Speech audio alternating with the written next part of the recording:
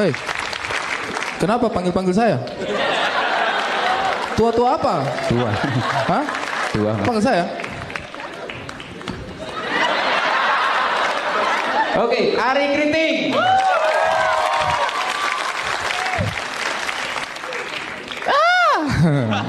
Assalamualaikum warahmatullahi wabarakatuh.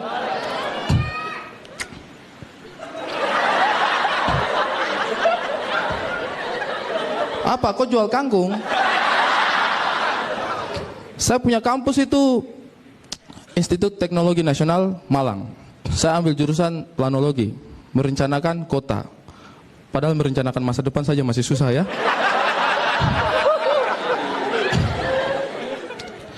Dulu saya masuk di situ itu, kampusnya saya itu kampus swasta.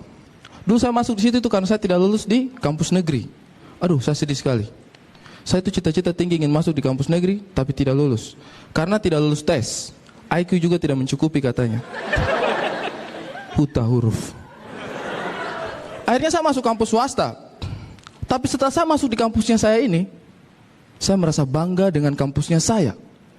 Karena ternyata kampusnya saya ini jauh lebih canggih daripada kampusnya dia, negeri-negeri ini. Serius. Buktinya apa? Kampus negeri, itu mereka kasih masuk mahasiswa, itu harus yang lulus tes.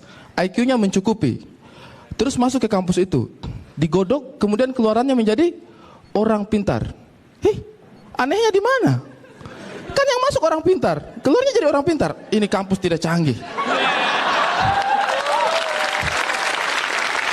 Ini ibaratnya mesin.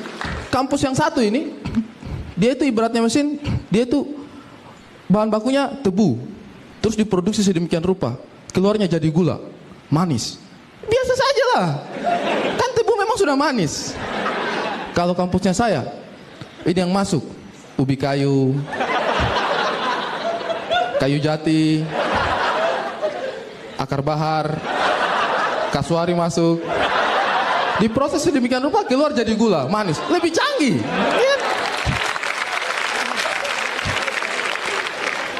Ya, habis bicara begini nanti saya punya rektor telepon ini. Ari, kau punya ijazah S1 sudah saya tanda tangani.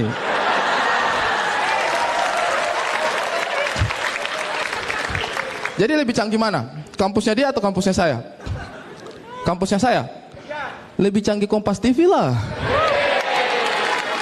Iya, Kompas TV jauh lebih canggih. Karena kalau Kompas TV itu kampusnya stand up komedian. Kita belajar dari sini, keluar kita jadi stand up komedian yang lebih hebat. Kompas TV lebih luar biasa. Habis ini produsernya Kompas TV telepon saya. Halo Ari, iya, kau punya ijazah S1 sudah saya tanda tangani. Urusannya. Kalau bicara pendidikan itu, saya lihat juga pendidikan di Indonesia ini satu yang harus kita kritisi itu adalah pendidikan moral. Ini moral bangsa ini semakin menurun ya, semakin rusak. Saya lihat itu karena memang pendidikan moralnya itu banyak yang suka salah sasaran. Sejak awal dulu itu, pertama zamannya saya itu namanya tuh PMP. Tahu kan PMP? Masa saya tua sendiri di sini?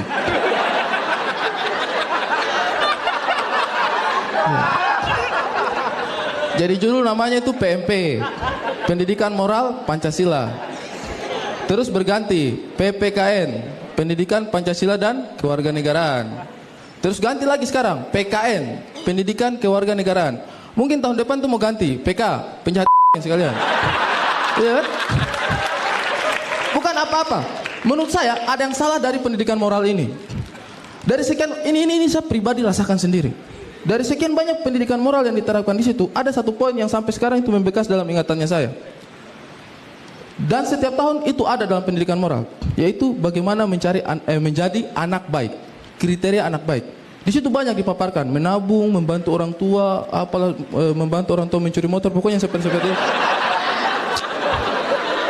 Dari sekian banyak kriteria itu, yang paling membekas dalam pikiran saya itu adalah kriteria anak baik itu membantu menyeberangkan nenek-nenek.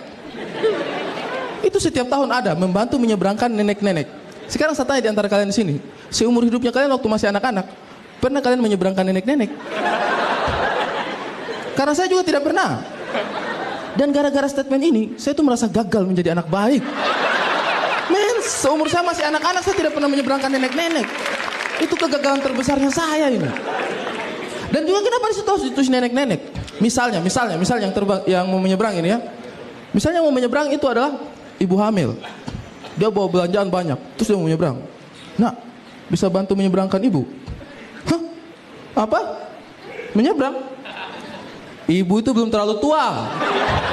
Di buku ditulis menyeberangkan nenek-nenek. Ibu tahu kan definisi nenek-nenek? Tidak praktis, iya kan?